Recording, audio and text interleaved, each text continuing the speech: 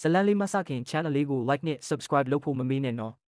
တနေ့မှချီမတန်သောလူငယ်သည်ဘောလုံးကိုသူ၏ညာခြေဖြင့်အသာအရာမြောက်ပစ်လိုက်သည်ထို့နောက်ချိုင်းထောက်ကိုအပြုကလေထဲသို့ခုန်တက်ပြီးဘောလုံးကိုအားကုန်လွှဲကန်လိုက်ရာဘောလုံးသည်ဒုံးပြန်တစ်စင်းလားအတားအဆီးများစွာကိုဖောက်ထွက်ပြီးဂိုးပေါက်ထဲသို့တဲတဲမတ်မတ်ဝင်သွားတော်သည်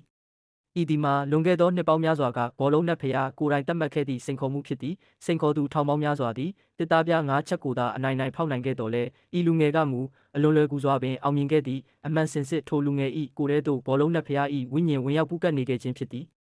ထိုဖြစ်ရမတိုင်မီကပင်သူ၏ဖခင်မှာဘောလုံးကွင်းကိုရောင်းချရန်ဖုန်းခေါ်ဆိုမှုတစ်ခုလက်ခံရရှိခဲ့သည်တာအဖနှစ်ယောက်ကွင်းသို့ရောက်ရှိသွားချိန်တွင်ဝယ်ယူမိသူကသူတို့၏ကွင်းကိုအတုံးမကျသည့်အမိုက်ပုံဟုနှိမ်ချကာဈေးကိုအစမတန်နှိမ်၍ပေးခဲ့သည်ဖခင်ဖြစ်သူကထိုဈေးဖြင့်မရောက်နိုင်ကြောင်းညင်းဆိုသည့်အခါတစ်ဖက်လူကဘောလုံးပြိုင်ပွဲဖြင့်ဈေးနှုန်းဆုံးဖြတ်ရန်စိန်ခေါ်လာတော့သည့်ထိုပြိုင်ပွဲ၏စီကံမှာပုံမှန်ဘောလုံးအစားအစာများကိုကန်ရမည်ဖြစ်ပြီးထိုအစားအစာများမပျက်စီးဘဲဂိုးဝင်မှသာအမှတ်ရမည်ဖြစ်သည်ပထမဆုံးပြိုင်ပွဲတွင်ဖရဲသီးကိုအောင်မြင်စွာကန်သွင်းနိုင်ခဲ့တော်လဲခရမ်းကျင်သီးကိုကန်သည့်အခါတွင်မူကြေမွသွားခဲ့သည့်ကြက်ဥကိုကန်ရမှမူတာမန်လူတစ်ယောက်အတွက်မဖြစ်နိုင်သလောက်ပင်သို့သောတစ်ဖက်အသင်းမှပြိုင်ဘက်မှမူအလွန်ကျွမ်းကျင်လာသည့်သူသည်ကြက်ဥကိုခြေဖမိုးဖြင့်အသားအရကန်သွင်းပြရာကြက်ဥမှာလုံးဝမကွယ်ဘဲဂိုးထဲသို့ရောက်ရှိသွားသဖြင့်အားလုံးအံ့အားသင့်ခဲ့ရသည်ဒုတိယအဆင့်ဖြစ်သည့်စက်ကူခွက်များကိုမတိုက်မိစေဘဲဂိုးသွင်းရသည့်အဆင့်တွင်လည်းပြိုင်ဘက်ဖြစ်သူကအမှားယွင်းအနှဲငယ်ရှိတော်လဲအမှတ်ရရှိသွားခဲ့သည်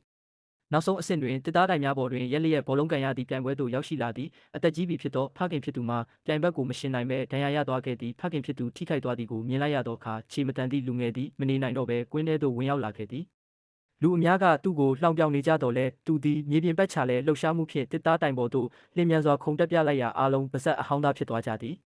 ပြိုင်ဘက်ဖြစ်သူကအားကုန်သုံး၍ဘောလုံးဖြင့်ကန်သွင်းတော်လဲထိုလူငယ်သည်ရှောင်တိန်ခြင်းမပြုဘဲလေထဲသို့ခုန်တက်ကဘောလုံးကိုပြန်လည်လွှဲကန်လိုက်ပြီးဘောလုံးမှာအရှိန်ပြင်းလွန်းသဖြင့်ပြိုင်ဘက်ဖြစ်သူကဘောလုံးနှင့်အတူဂိုးထဲသို့လွတ်ဆင်သွားကပွဲကြည့်ပရိသတ်အားလုံးကိုအံ့အားမြင်တက်သွားစေခဲ့လေတော့သည်